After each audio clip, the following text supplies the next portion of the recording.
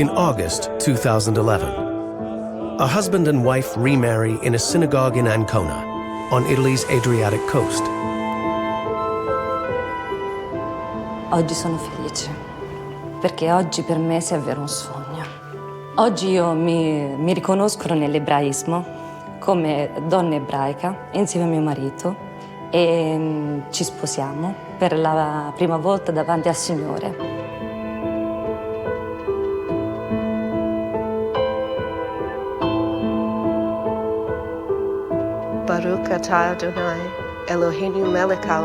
In Canada, a woman raised in an Italian Catholic immigrant family comes to believe that in her veins flows the blood of an almost forgotten people, the Jews of Sicily.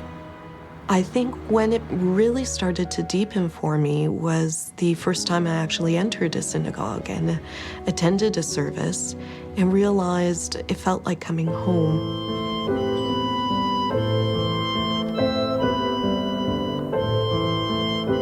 In southern Italy, on top of a mountain in Calabria, Italy's first female rabbi revives the spiritual roots of the ancient ruins near her father's village. When my father walked across that bridge that first time, after he had made so many trips as a boy, where he studied Torah with a man whose last name he did not know, he just burst into tears because it held such meaning for him. In Israel today, hundreds of Jews owe their religion to an Italian faith healer of the 1920s, Donato Manduzio, whose mysterious visions inspired him to live by the laws of Moses. And the faith of his followers still guides their descendants 80 years later. It's unbelievable. Think that that's what my grandmother done, because she really believed that she's a Jewish. One day in the morning, she let my grandfather know, we changed, so we are Jews. And I decided that our family is a Jewish and we should come to Israel. Can a people's history be lost? Or does it live on in the soil of the land and the blood of the people? Is the answer to be found in the mystery of San Nicandro?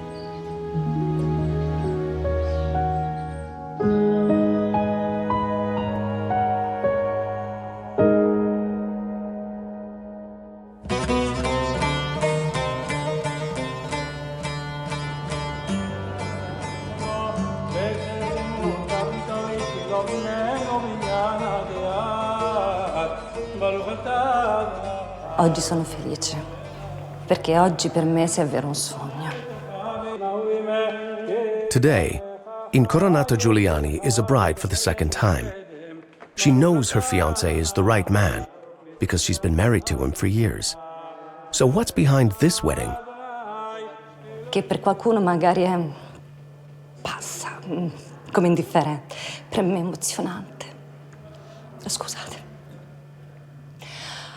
Oggi io mi riconosco nell'ebraismo come donna ebraica insieme a mio marito e ci sposiamo per la prima volta davanti al Signore. Quindi davanti al Signore veniamo riconosciuti come ebrei e veniamo riconosciuti come marito e moglie. E questo per me è stupendo. È stupendo. As her very Catholic name reveals, Incoronata comes from a long line of devout Christians. But she, like her mother and grandmother, found a new spiritual home. The story of why Incoronata has chosen to become a Jew is so improbable that many think of it as a modern-day mystery. It begins in the 1920s, in the world of San Nicandro, an isolated Catholic village on the east coast of southern Italy. Donato Manduzio, a simple cobbler, returns from the Great War with an illness that would leave him crippled for the rest of his life. But Manduzio has gained something from many months in hospitals. He's learned to read, and trapped in a useless body, he takes to learning with a passion. Soon, his font of knowledge and his magnetism earn him a reputation as a healer. Incoronata's grandmother and others flock to hear him speak.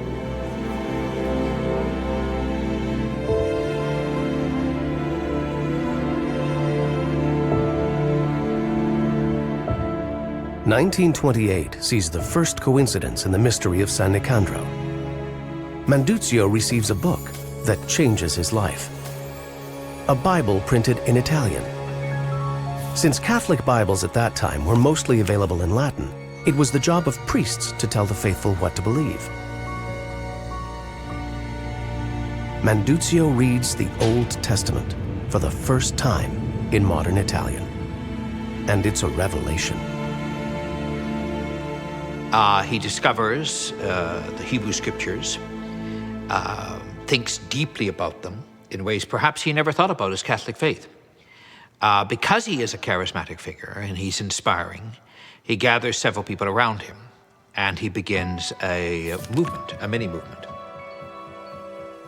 What Manduzio discovers in the Bible is the story of the chosen people and the laws God gave them to live by. This latter-day revelation affects Manduzio so profoundly that he has a series of visions and dreams. In them, God tells him he must take on the role of Moses and teach his followers to live like the Jews in ancient times. E questo è miracoloso, questa storia qui, perché si era sognato di accendere una candela lì. Però lui non aveva fiammiferi, questa luce che doveva essere accesa.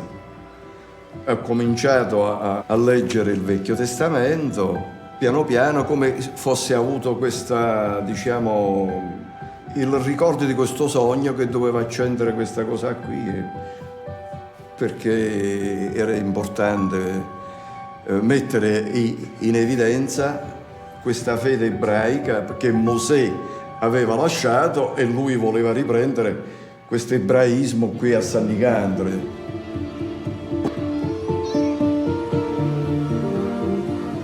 Now what happens is he gets a copy of the Scriptures and he's interpreting it, which would be a traditional Catholic nightmare. So without authorization, without validation, without ordination, he becomes the local authority. He teaches his flock to observe the dietary laws and to observe the Sabbath. He studies the lunar calendar and accurately predicts when Jewish holidays will fall. Manduzio knows nothing of the Talmud or Jewish history. Still, he builds a congregation and revives a religion he thinks is lost. Questo suo avvicinarsi all'essere ebreo, per lui stesso era tutto un crearsi nuovamente, creare un popolo che ascoltasse la voce di Dio.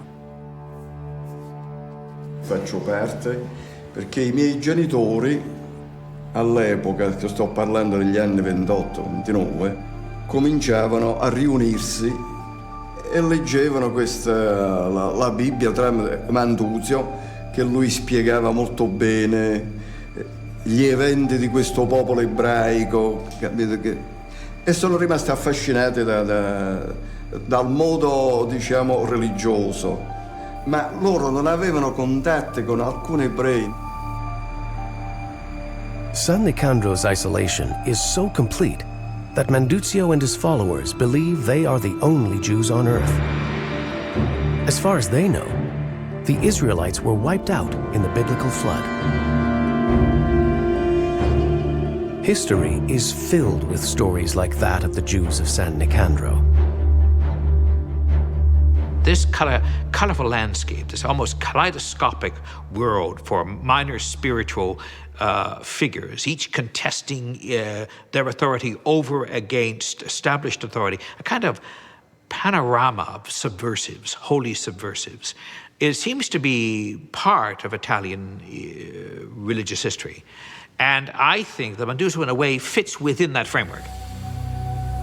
But something kept him going. And something keeps Judaism alive in Italy today. Not far from San Nicandro is the town of Serra Stretta. High in the mountains of Calabria, a transplanted American, Barbara Aiello, is another Jewish pioneer. She's Italy's first female rabbi. Welcome everyone to Jared's Becoming a Bar Mitzvah. First, we turn to pagina 28, page 28. Aiello has established a synagogue in her father's old hometown. Among Italian Jews, the Manduzio mystery is always ripe for analysis. Donato Manduzio. Now, when people say that he was kind of this mythical, charismatic, prophet-type leader, I believe misses the point of what Judaism is all about. Where do we find it all? Where do we find the essence of Judaism? In the Torah, in the 5 books of Moses. That's where we found it, and that's where he found it. But Manduzio didn't find his Jewish revelation at the best of times. Not far from San Nicandro, Benito Mussolini is strutting the world's stage with glorious plans for a modern, fascist Italy. A new Roman Empire. What Mussolini really wants to do is to rejuvenate and remake Italy. He wants, of course, also to expand Italian power and has imperial ambitions. And he sees a bolstering of Catholic identity, but this process of equating Italian identity with Catholic identity has a practical effect of really, posing basic questions about who is and who is not an Italian, who belongs and who does not belong. Mussolini's police keep a close eye on Donato Manduzio and his followers. They fine him for holding unauthorized religious services. But San Nicandro is so far off the beaten path that its Jews are beneath the serious concern of the fascists and the Catholic Church. The Vatican would be very reluctant to insert itself into this, partly because, well, at the time, it was more concerned about negotiating its position vis-a-vis fascism and Benito Mussolini. They would be almost entirely occupied with this. While Rome is focused on worldly issues, Manduzio learns there are other Jews in the world. In fact, even in Italy. Manduzio immediately writes to the rabbis in Rome, expressing his delight at finding other Jews. The rabbis write him off as a religious crank. But nothing deters Manduzio from his mission. He relentlessly presses the rabbis of Rome for Jewish instruction and recognition. It is 1936, the eve of Europe's Holocaust. Italian Jewry would be really reluctant to rock the boat. So I think that the Jewish authorities would find this inopportune. Questi vedevano, dicevano questi qui sono pazzi e lo buttavano. Sotto tanta insistenza continuamente, dopodiché, dopo qualche altro anno, hanno visto l'insistenza di questo Donato Manduzio, che scriveva delle lettere perché loro erano ebrei. By the time they consider accepting Manduzio and his followers, many of the rabbis have had to flee Italy.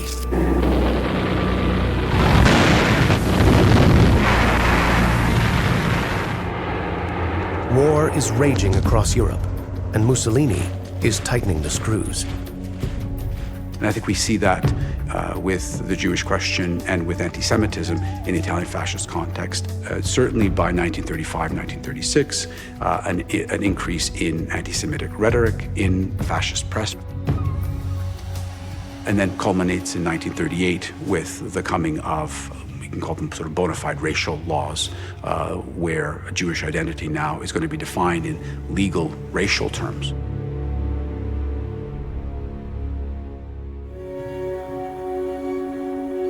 No one comes after the Jews of San Nicandro, though.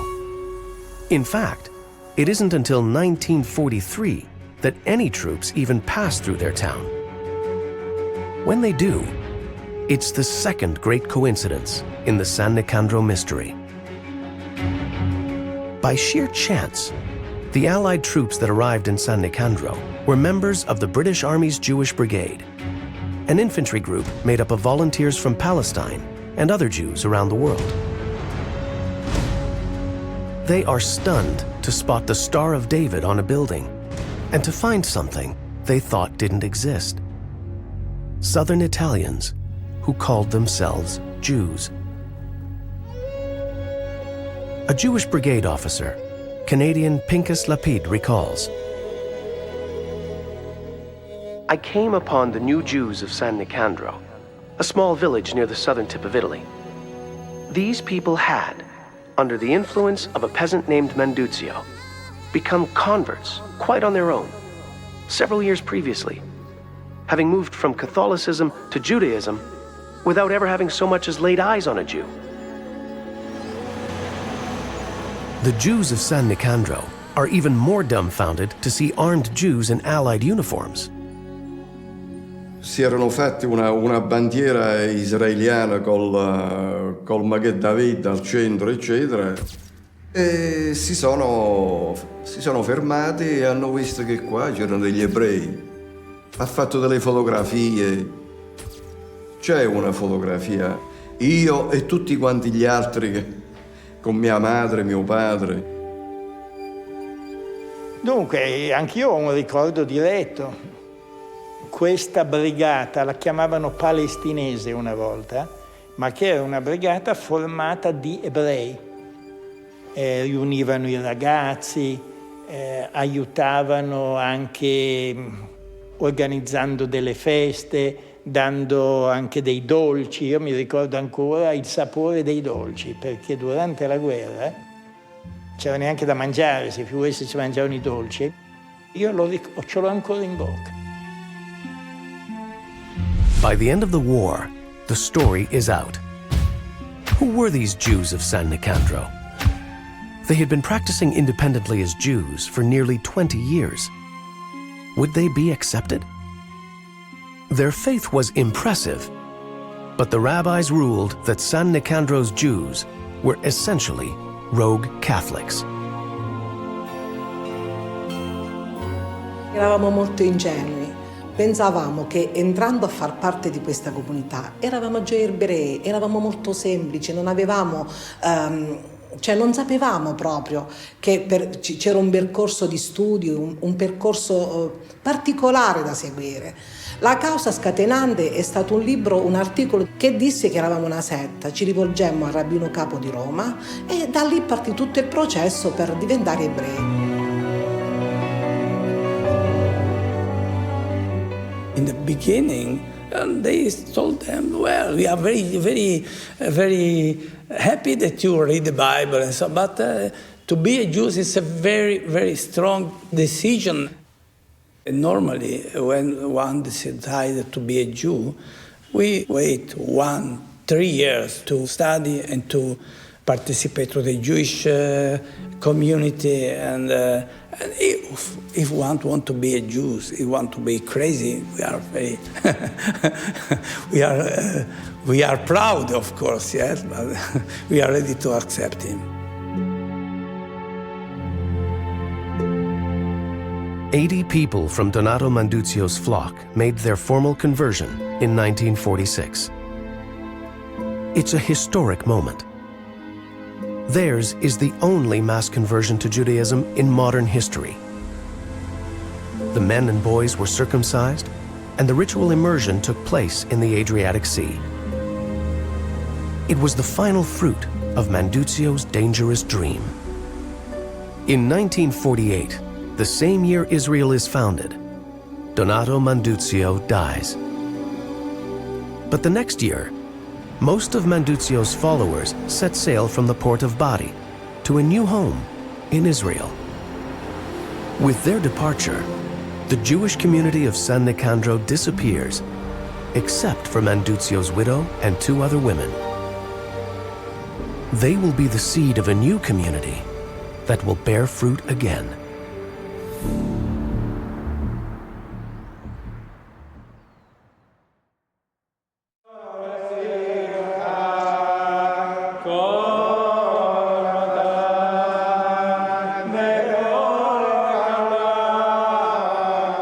At Incoronata Giuliani's wedding, it is an article of faith that Donato Manduzio's visions were divinely inspired.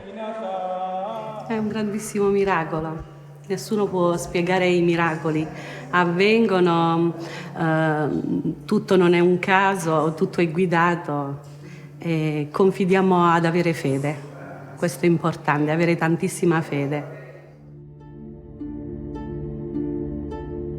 The Jews of San Nicandro believe that Donato Manduzio saw the spark of an unsolved mystery in the past of their village. La storia del Manduzio è stato un grande miracolo di Hashem. È stato quella luce che lui ha sognato in questo piccolo angolo di mondo. Però, se noi andiamo ancora più a fondo, non tutto capita a caso. Non è una casualità. Noi Goim, evidentemente a San Nicandro, gli ebrei c'erano e Dio ha voluto portare questo risveglio. Tornate, figli miei.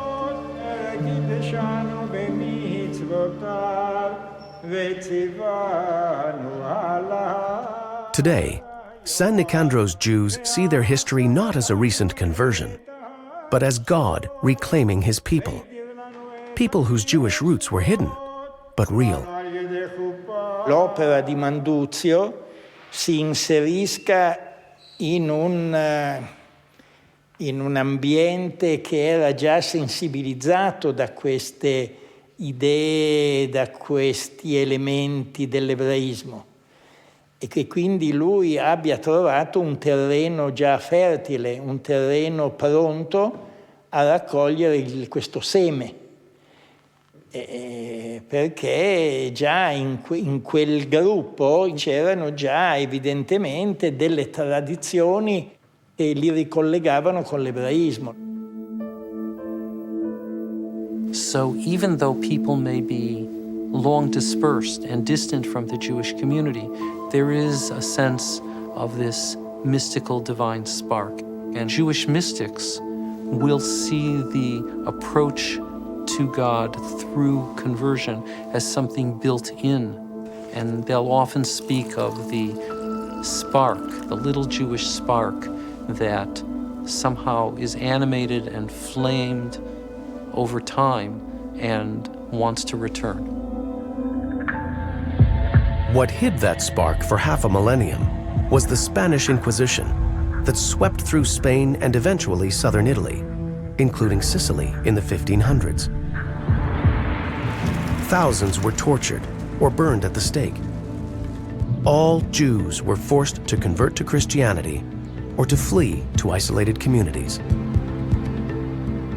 Over time, the descendants of the converted Jews lost touch with their own heritage.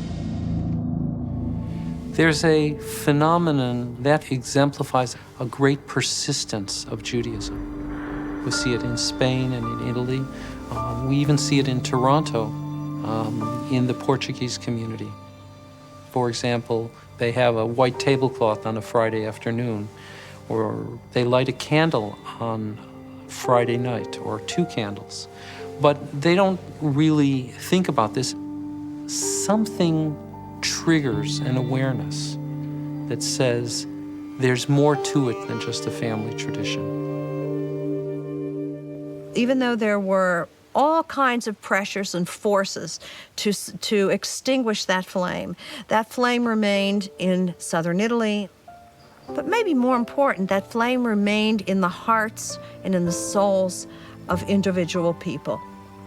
There are many people here who put a white tablecloth on the table on Friday night and light 2 candles and don't know why they do it.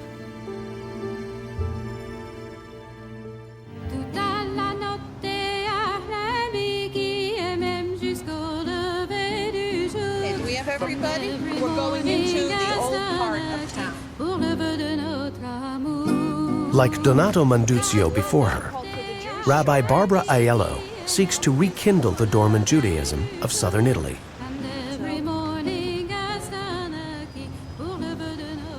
My father had made so many trips as a boy from Serastretta down the mountain in a horse-drawn cart and studied Bible, studied Torah there with a man whose last name he did not know. Okay, off we go. As we walk up the hill, we see what was once the synagogue. We see the window with some of the points of the Star of David cut off and rounded.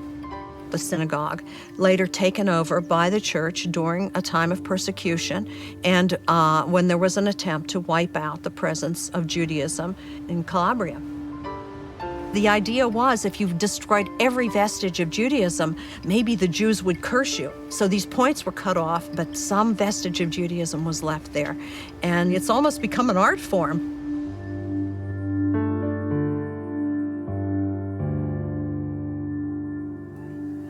Generalmente portiamo la luce a noi.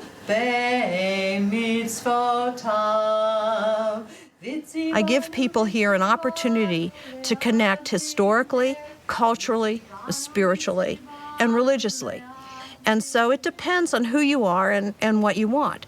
There are some people who connect culturally but could not possibly give up their 300-year family heritage as devout Catholics.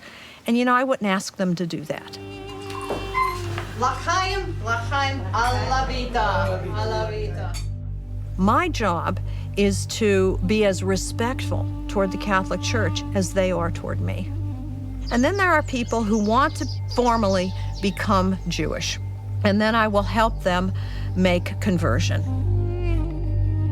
No matter how successful Rabbi Aiello is in her mission, she attracts criticism from an unexpected sector. I have no colleagues here because the fact that Orthodox rabbis feel they cannot contact a colleague who is a woman, that it's politically dangerous, that makes it difficult. Ironically, she has better relations with the Catholic Church. I'm really fortunate because here in Sarasota, there's an open-minded and well-educated priest who sees the importance of his congregants understanding their heritage in this town. Also, we have a good relationship because I'm not telling anyone to leave the Catholic Church. But while the Orthodox Jewish doors have been closed to her, she has found allies in surprising places. When my sister saw in internet a documentary about this rabbi who was telling that in the south of Italy were Jewish people, she immediately called to me and said, look, there is another crazy woman like you who thinks the same things. So I had to go and meet this another crazy woman. Prince Lorenzo de' Medici is as far from a Calabrian peasant as an Italian can get. He's a modern financier from the legendary medieval Medici family who bankrolled Europe for centuries and supplied Rome with 4 popes.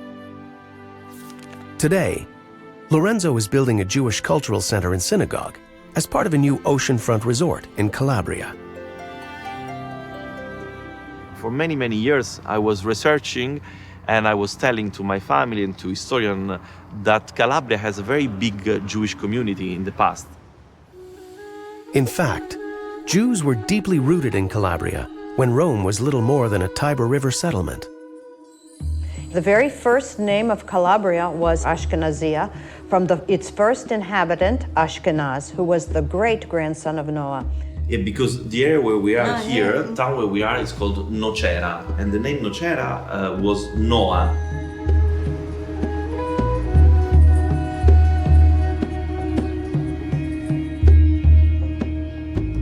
The first moment we think it was an ancient Roman villa. A Roman villa. Less than 10 kilometers from Sarasota, Calabria's ancient Jewish roots have broken the surface. In 1983, construction workers found what they thought was an ancient Roman villa, complete with a mosaic floor.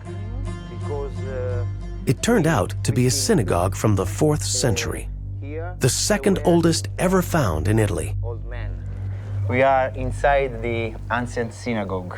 This is the main entrance. What was the first thing you found? A very important mosaic floor with a menorah. This was very important. The mosaic has been taken up stone by stone, moved inside, and reassembled. Here the menorah, and here the Solomon's note. When the rabbis adjudicated a dispute, you stood on the knot and you received the verdict. And this is very much indicative of the Jewish presence. And then, Barbara, we have other important rooms. Okay. These, because we discovered a lot of potteries with the menorah. We think the containers were for the wine kasher. The kosher wine was stored in there. Yeah. And that's where it would be kept, of course. But we must continue the digs to understand better the context. Yes. You've done a wonderful thing, a wonderful thing.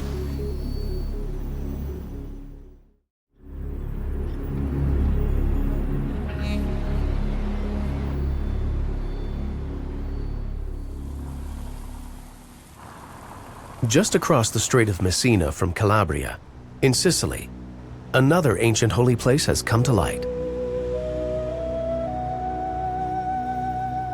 Heeding the call of the Jewish Renaissance is Italian-American Dr. Stefano Di Mauro.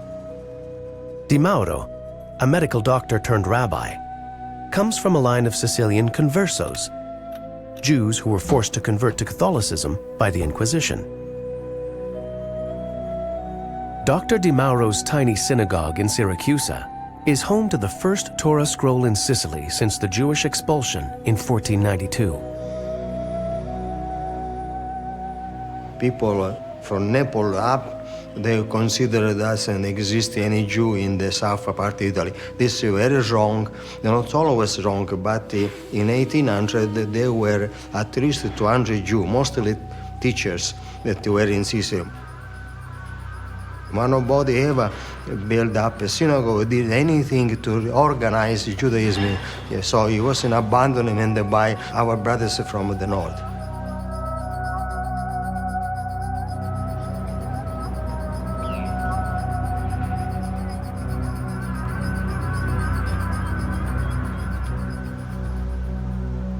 Io ho levato da questo sito 165 camion di terra. 25 years ago, this ancient building was being restored and transformed into a hotel. The renovations uncovered a mysterious old staircase that led deep underground. And they just kept digging. L'abbiamo pulita e abbiamo trovato una scala che scendeva giù. Una scala molto lunga che finiva poi nella sala del mikveh. Immediatamente mi sono accorta che doveva essere un sito di pregio. Per averne conferma mi sono recata a Roma alla sinagoga e il rabbino mi ha aiutato perché ha mandato degli esperti. E questo bagno ebraico praticamente è di epoca romana. Syracuse's mikvah, or Jewish ritual bath, is carved into the limestone bedrock. It is believed to be the oldest in Europe. E io qua continuo a fare il custode, adesso aiutata dal nostro caro rabbino Di Mauro, che devo dire anche molto attenzionata da tutti gli ebrei del mondo che vengono a visitarlo. This place has been sacred for 1,000 years, and finally rediscovered, and the people are coming here from all over the world because all the area here speaks about the Jewish soul. It was sepulchred for so long.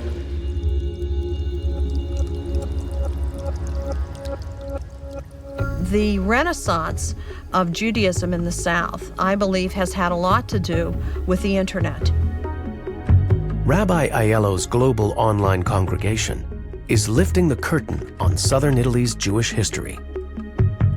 I get between 40 and 50 emails every week, people saying my grandmother, my mother's name, I heard once, deathbed confessions. A great-grandmother in one case, very ill, knew she was going to pass on. She gathered the family. She said, please, do not put a rosary in my hand. Do not call the priest. She says, we're Jewish. She passes away and someone comes to me and says, what do I do with this information? What do I do? Laura Katari an Italian-Canadian, is one such seeker. Though she'd never been to Italy, she knew something set her family apart in their immigrant neighborhood. I really believe my great-grandmother was a Jewish. Hello, Laura. How are you? I'm fine. How are you? I'm well. It's so nice to see you again. In my early childhood, we didn't go to services. There was really no talk of Christianity. We never celebrated anything Christmas Day, even Easter Day. There was nothing like that. And I've never owned a crucifix. I was never given any religious jewelry whatsoever. And I stood out in a Catholic school as one of the children with absolutely no symbolism worn. And especially for a lot of Italian girls that were around me, that was something, every girl had. In her 20s, Laura began her own spiritual quest, until one day, she found a home. I think when it really started to deepen for me was the first time I actually entered a synagogue and attended a service and realized it felt like coming home. And that really became shocking for me when I got to high holidays and actually recognized melodies, if not words, and portions of services. I do recall my great-grandmother rocking, beating her chest like they do in high holiday services. As she delved deeper, Katari suspected that her family may have observed the Sabbath without ever mentioning it.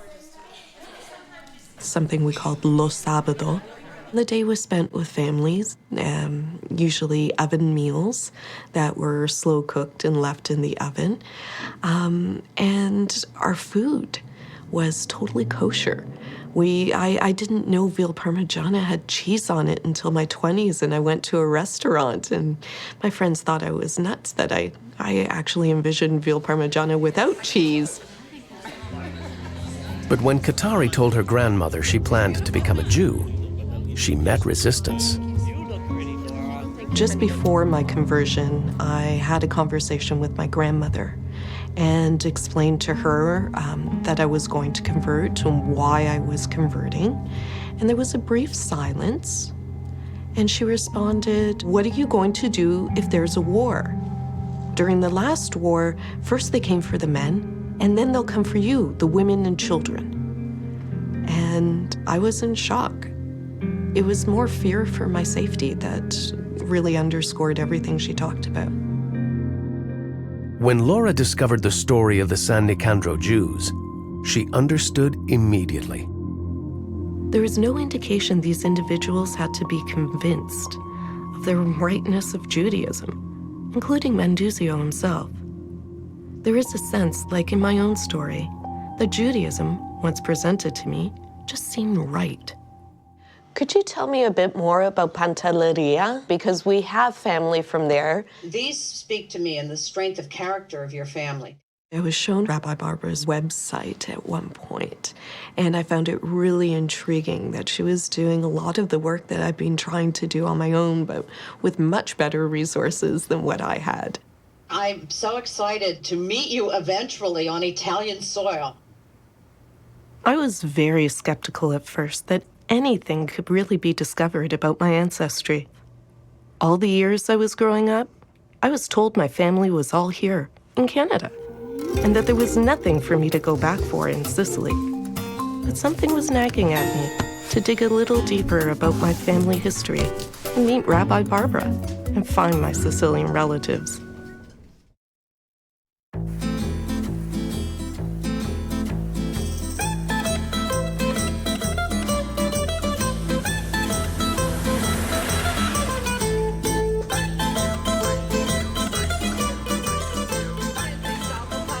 After meeting Rabbi Barbara on the street, after all the super online conversations, it was really emotional for me.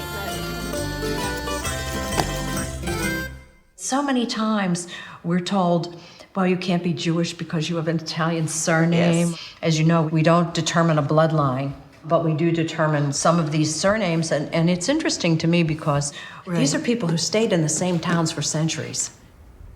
The really interesting thing is that there are records from the Inquisition in Italy, and Rabbi Barbara accesses two famous records from the Inquisitional trials in search of family names and places, the Carini list and the Renda list. She also has Second World War list compiled by Mussolini's fascists.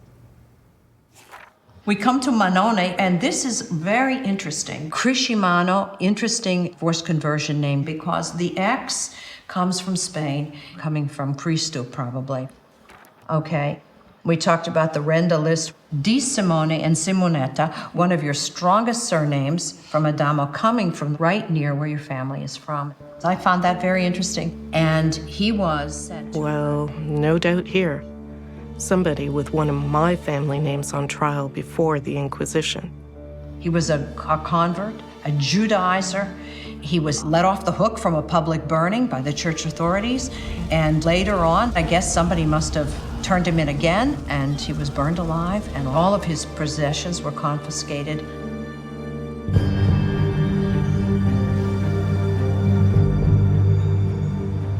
Well, the obvious next stop is where all ancestral searches start, the local cemetery.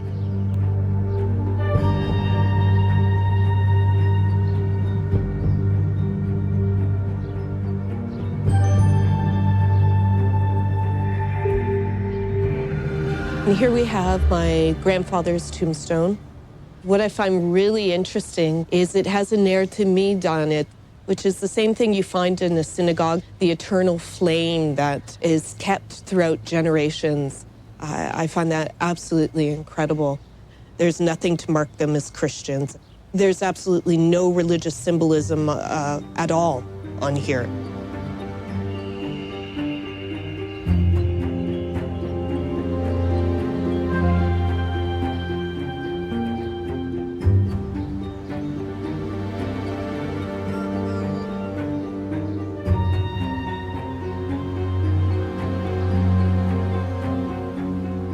What we found here is actually my great-grandmother's parents. So this would be my great-great-grandparents. And what I find really interesting about this one, there's absolutely no Christian reference except for an angel, which is quite common actually in Jewish grave sites as well. And it's interesting because all around us are all the names that Rabbi Barbara was telling me about that are in Jewish origin, found during the Inquisition.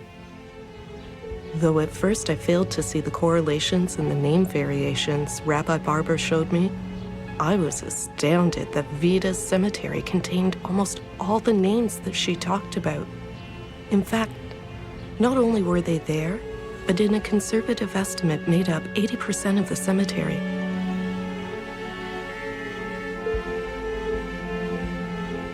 Let's see what my relatives in Vida have to say. I had a bit of anxiety before going. These were relative strangers to me, except for a few phone calls. So I wasn't sure what that was going to be like or how they would take my asking all these questions, since they quite obviously were living as Catholics. So I'm going to my cousin Pasquale's, and we'll see what he has to say.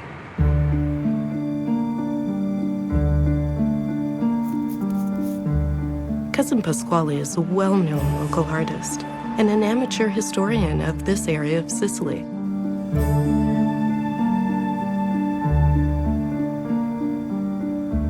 Un dato che è molto importante è il 1492, in pratica perché sostanzialmente cacciavano gli ebrei dalla Sicilia e dal regno in pratica spagnolo. A lot of Jews did leave. As far as most Sicilians are concerned, they all ran to the hills of Calabria or even farther. But clearly some must have stayed, or my family names would have died out. I poveri essenzialmente se ne sono andati via dalla Sicilia, ma i ricchi no. So we were rich? That's what Pasquale thinks. The rich Jews, he says, became conversos, but they didn't necessarily become believers. di nascosto, diciamo, praticavano la religione ebraica, Sì. di nascosto. Sì. Invece ufficialmente utilizzavano la religione cattolica, se così si può dire. Well, he thinks there is no doubt that we have Jewish ancestry. But he says Sicilians are a mixture of Greeks, Spanish, Jews, and Arabs. And he is happy just being a Sicilian. But there's a very telling custom in this area.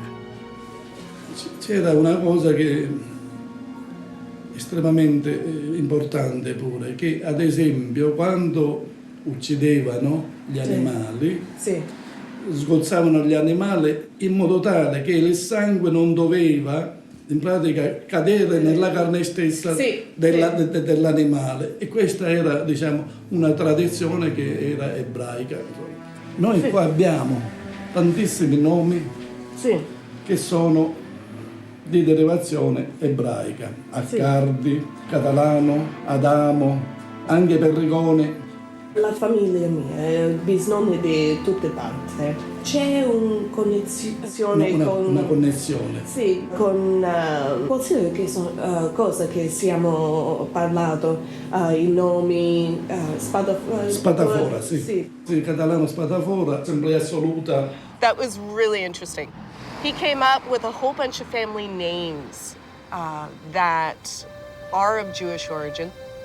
His approach to the whole thing is, it's okay, it's just part of Sicilian culture. Being in the studio with him and looking at his artwork and talking to him about this, and on the wall, right behind us the whole time, is this newspaper clipping, the front page actually, of the day that Mussolini declared the racial laws in Italy. And I thought, how odd. If this is something that is not a part of you and you have no idea of occurring, why are you keeping this one newspaper clipping on your wall? I got this impression of two dialogues going on while I was there.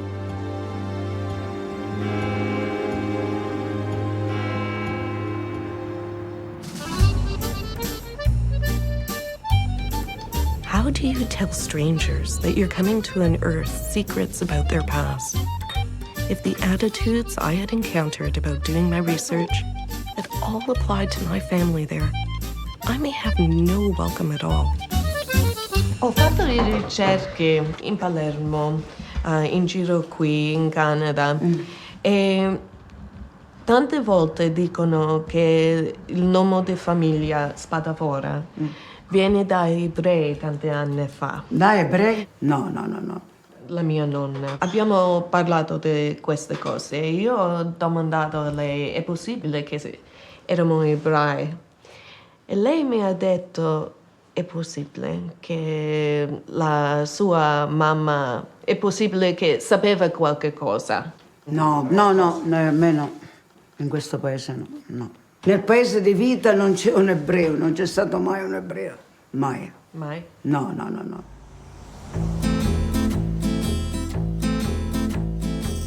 Okay, that was a really interesting interview. I'm really shocked at her reaction. She wouldn't acknowledge even that there had ever been Jews in this area.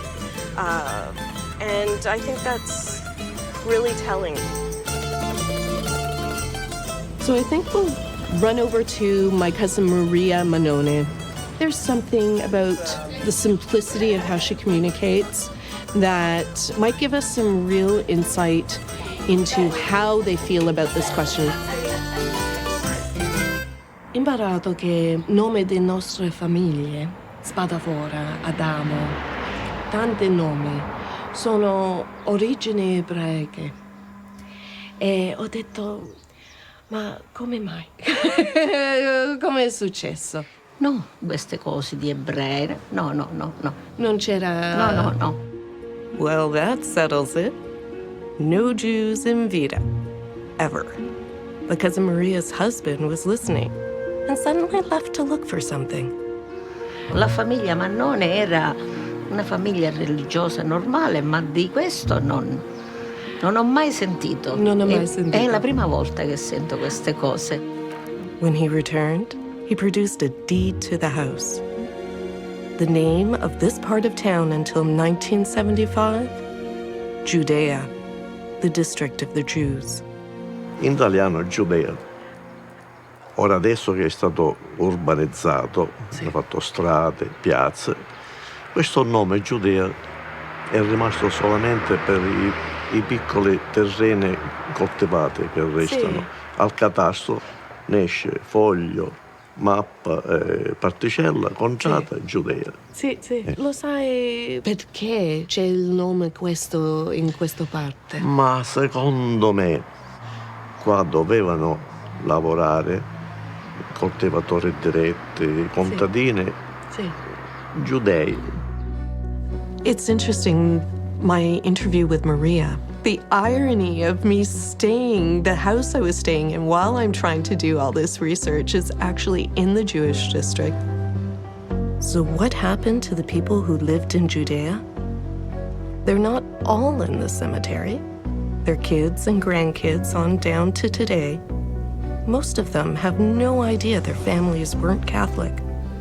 It's a good bet that some don't want to know. But for me, something lit a spark. I had to find out.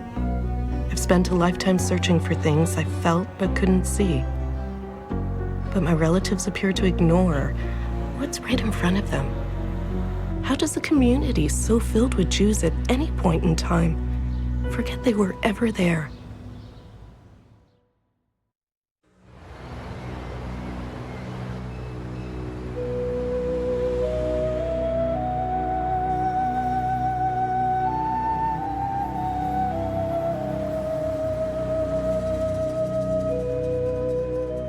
In 1948, the new state of Israel was born. It was too late for Donato Manduzio. He died that same year, and like Moses, he never set foot in the promised land. In 1949, 80 San Nicandro Jews landed in Haifa. 2 of them were 9-year-old boys, Daniel and Eliseo.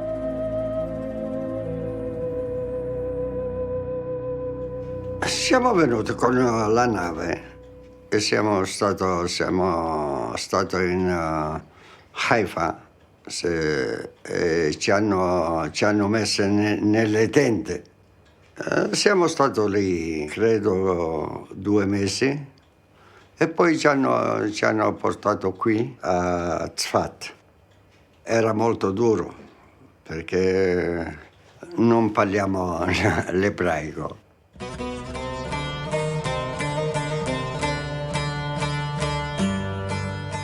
Not everyone stayed.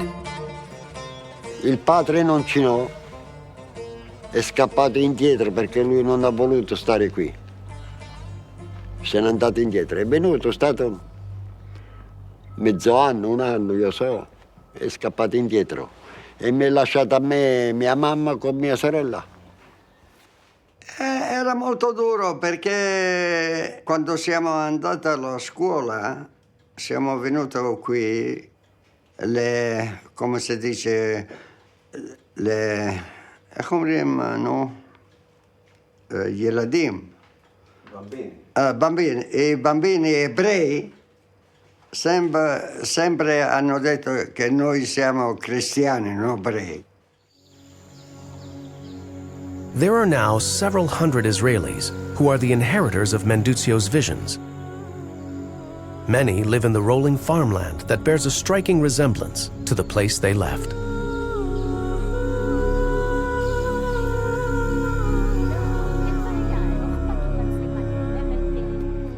Born in Israel, Elinov is a retired lieutenant colonel in the Israeli army.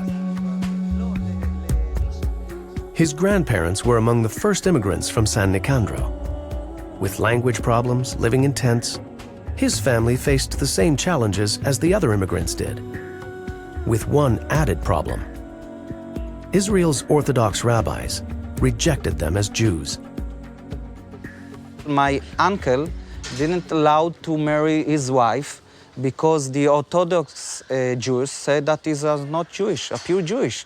And only when they went to the Superior Court in Jerusalem, the Supreme Court forced the Orthodox Jews to marry my uncle to his wife. There are some of Nicandro's people that didn't want to take part in your project because they are still afraid. They are still afraid because, you know, if some of the Orthodox Jews will remember that, oh, they are a community came from Nicandro, so they are not a pure Jewish. And I have a simple message for those rabbis. I tell them that those Jews from Nicandro, even these days Jews, for me, they are pure Jews. There are more Jews. There are more Jews than him, those old rabbis. And I can send them from here, from Israel. They all welcome to Israel. I invite them to our places, to our homes.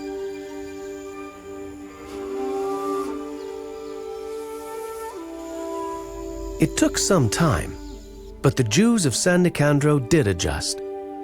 And their new nation needed farmers accustomed to overcoming adversity. E lì siamo usciti, prima abbiamo andato a vedere per fare un po' di olive, per vendere, anche per lavorare un poco, e dopo è tutti italiani che siamo. Allora abbiamo cominciato a fare la strada lì. Io facevo i buchi, le pietre, e le scoppiava. Abbiamo imparato a parlare un po' l'ebraico, no? Un po' di qua, un po' di là. Ci sono quelli che parlavano italiano anche. Abbiamo parlato, allora che non si può parlare. E dopo abbiamo cambiato mestiere. Io ho preso un muratore, un altro ha preso qua, hai capito? Ognuno ha preso la sua strada.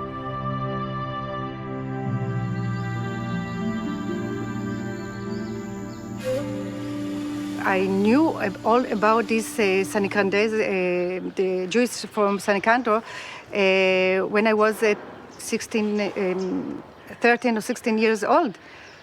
I didn't know that my mother and my father came from Italy, and before they was Christians. I was shocked. I came to my mother and I told her, is it true? It is true, because we are what we are. We are Jewish or we are Christians. But it's still a mystery. Why did this happen? Are the San Nicandro Jews here in Israel just because Manduzio had a vision? הוא אומר, תראו איזה עם ואיזה זה, ואחת הראשונות הייתה אימא שלי. הוא שהשפיע עליה, הוא אומר, בואי ותראי, והאמינו, והתחילו לעשות את המצוות, כמו שכתוב בזה, בלי שום פירושים, בלי שום זה, כמו שכתוב. כנראה שזה היה צריך לקרות. אם מבחינה דתית אתה מאמין, אז אולי זה אלוהים רצה כאילו לקבץ, אולי אנחנו מאנוסים, אולי אנחנו יהודים בכלל, מלפני מאות שנים מגירוש הספרד, מי יודע?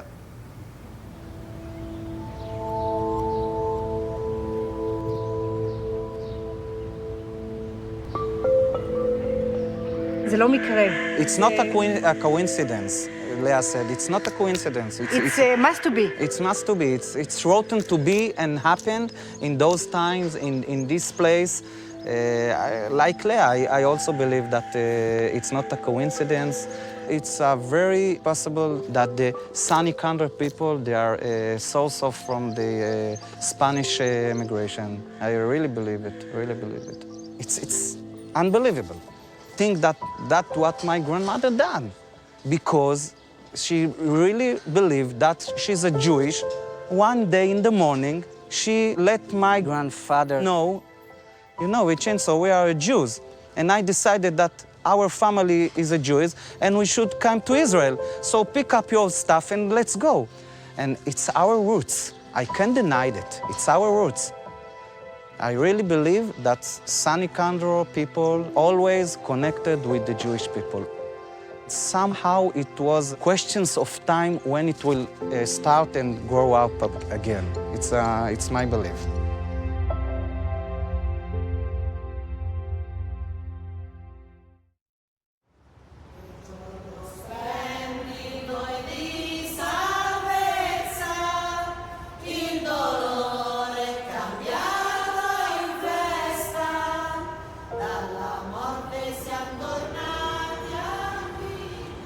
mia bisnonna, da parte di mia madre, era una dei seguaci del Mantuzio ed era una delle 3 donne che rimasero qui a San Nicandro, quando sembrava che questo ebraismo a San Nicandro si era spento. E da quelle 3 donne è nato piano piano un grande gruppo che siamo noi oggi, intorno a una quarantina e più di persone. From those fragile roots, a new community grows today. E io rappresento la 4ª, i miei figli la 5ª generazione. Siamo andati in linea materna, ci siamo tramandati l'ebraismo in linea materna fino ad oggi.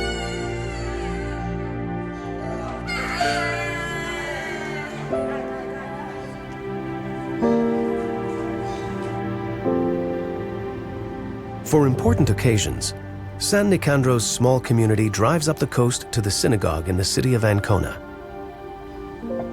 On this August day, 40 of San Nicandro's Jews are here to celebrate 6 new conversions and 2 weddings.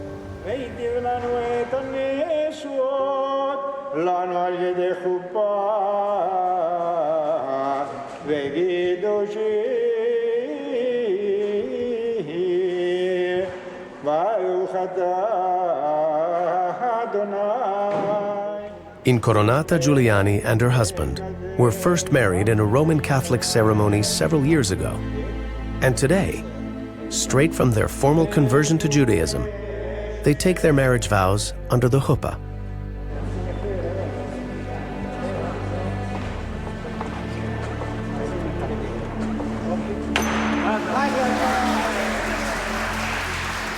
No sooner is the wine glass crushed than the overworked rabbis prepare for the next. Still obligated to formally convert, the heirs of Donato Manduzio are no strangers to reaching spiritual milestones. The fact that they are Jews at all is the legacy of a dream of a strange, crippled man in the 1920s who received a Bible and read the Old Testament for the first time. And thanks to him, San Nicandro's Jews have resown ancient traditions in a land that had long forgotten its heritage. E grazie a Donato Manduzio diciamo che questa scintilla è sempre stata accesa e i risultati siamo noi, perché siamo il risultato finale con le conversioni a San Nicandro e i primi matrimoni a San Nicandro. E speriamo i prossimi. Speriamo i prossimi. La storia è questa. Dopo la Aliyah dei loro padri e dei loro nonni, subito dopo la guerra, la comunità è rimasta, diciamo, presente in quel paese e queste persone di cui avete visto che abbiamo celebrato il matrimonio sono una parte di questi ebrei, oggi diventati ebrei a tutti gli effetti.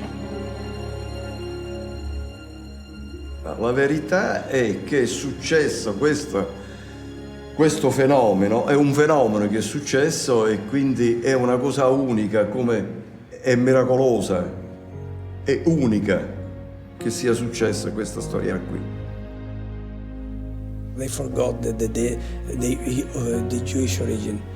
But you know, the DNA don't forget. They discovered this origin. They begin to be interested, to study. And this is the reason, because you can see also in Puglia, also in Calabria, in Sicily, that the Judaism now slowly come back, yes.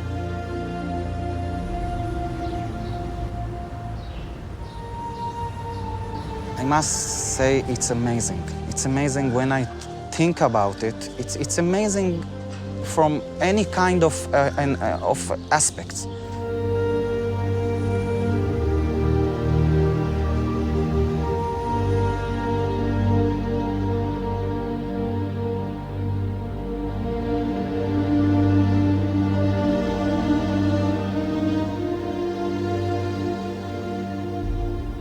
I think it's blessed thing, really. I find it very strange to be speaking like this because I'm not usually one to get all emotional or all spiritual around this type of research, but it feels right. Baruch atah Adonai, Eloheinu melech haolam, asher kiddushanu b'mitzvotav. And I don't need anymore to pull anyone out of the closet about it. I've seen enough at this point to know that what I'm thinking and feeling is not crazy anymore, that there is something there.